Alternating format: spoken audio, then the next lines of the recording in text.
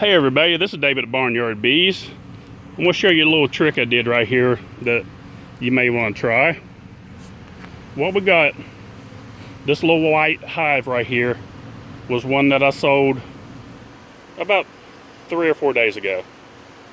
And the only thing that it has in it is one frame of a combination of young brood, capped brood, a little bit of honey, a little bit of pollen. That's usually what I like to pick for a split when you're doing basically a walk-away split, which is what this is here. So what I done, the hive to the left right here was in this position here, and the white one was right here. Now this got a queen right hive. It is absolutely packed out too much. It's way overdue for a split. I just haven't had a chance to get there yet. Now what I did to equal out that population just a little bit to buy me about another day of time, and because that one right there is on the verge of swarming, and I'm sure it's got a lot of drone cells and probably some queen cells right now. Haven't got a chance to get to it. We've been so busy.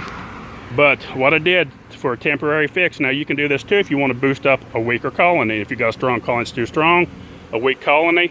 What I did, I swapped the positions. This brown one was here facing the same direction.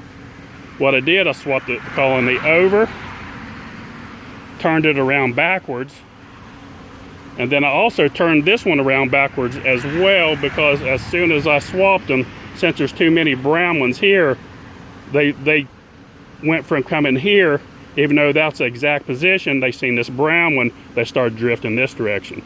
So I swapped it over to that position. And as you can see now, the majority of the bees are going right where they're supposed to be going. Now, the white colony has only queen cells. Okay, those bees, these new bees are not going to harm those queen cells. Now, at first, and you can see even now, you think they should be fighting like crazy, and they're not.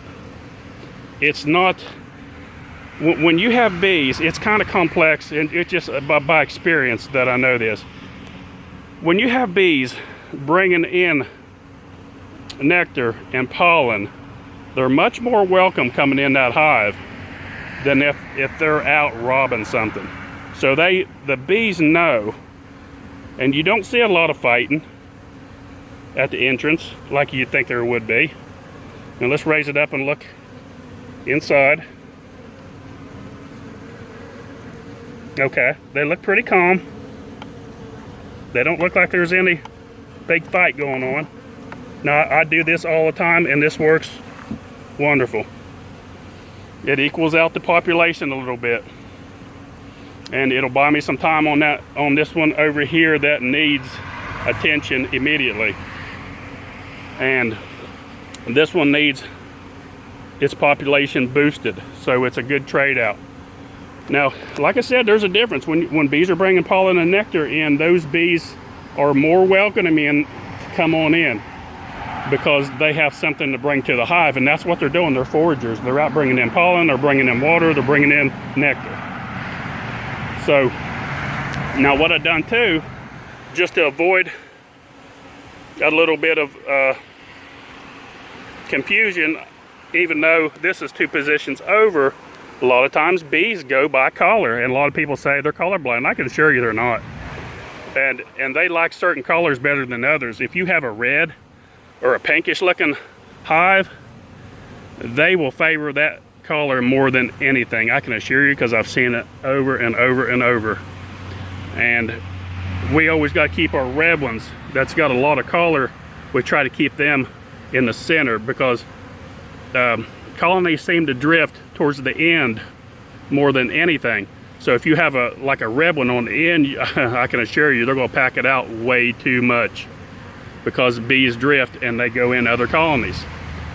Now say if that little colony right here had a queen, I wouldn't risk it doing it with a queen, because there's a pretty good chance all these foragers coming in, even though they're maybe welcome coming in, when they get in and smell a queen that they don't recognize, they're gonna kill it. But it's not in danger of that.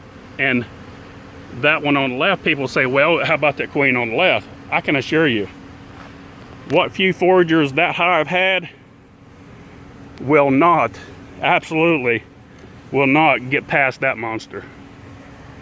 That queen is safe. I can assure you 100% sure that they will not get into that queen. She will be well protected for what little foragers are coming in. And it's turned around backwards as well. So most of those bees where this box was sitting here, they're going to continue to drift into that hive, because that one's turned around backwards. It's a different color. This has moved over just another foot. So the bees are going to come in from its original spot over here. They're still going to come in that colony. So that's just a little trick you can do. Be careful when you do that. Make sure you got a queenless hive or a queen cell when you do that, when you want to boost that population up. But that's about it for today. Don't forget, we have our coffee bee chat, May 26th. Come be with myself, Jimmy, Gary Beavers, a couple other beekeepers. We got some, John's our new beekeeper that's learning quite a bit, and he's there also to help the new beekeepers. And we have a good time. It don't cost a penny. We're just there to try to get people through the year. Things change through the year, so we're trying to get people to the next step. We have these every 6 weeks, and every time there's things are changing throughout the year. Don't forget to like. Don't forget to click on the little bell. You'll be notified when one of our new videos are coming out. Please subscribe if you haven't subscribed yet to our channel. It helps us out. A lot of people I know watch, but they don't subscribe. But if you subscribe, it helps our channel grow.